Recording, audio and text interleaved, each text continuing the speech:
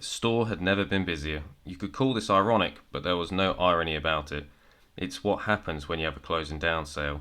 If we hadn't been dying, the vultures wouldn't have gathered.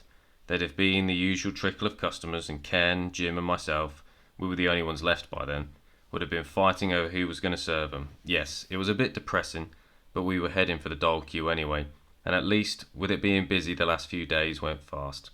It was weirdly quite touching the way people coming up to the tills with armfuls of CDs and DVDs kept apologising. They were sorry about our jobs, sorry about the shop closing, sorry they were picking up such bargains, and I'm lying, they weren't sorry about that. It was like hearing people say nice things about you over your deathbed. "You'll miss us when we're gone," Ken told them, and then they said they would, but they won't. They'll buy everything online or download stuff for a fraction of what it costs you to charge us. "Miss us," Jim said. They won't even remember our faces.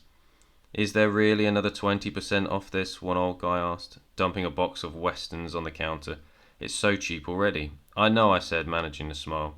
"But when we finally shut the doors on Saturday, we don't want John Wayne still hanging around. Everything must go, including us," said Ken beside me. "Saturday." You could see the old guy's cogs turning, so it'll be even cheaper then. "If it's still here," I said. He started to say something else, but bottled it. "Okay, I'll take it," he said, handing me a 20, and I put a sale through and gave him his change. He toddled off with Fort Alpache, wore a yellow ribbon, the searchers, and all the rest. "That old cheapskate was going to ask you to keep him aside for him," Ken said. "Shameless," I said. The queue snaked round the display units. You could see the end of it. "Can I help someone?" Ken shouted.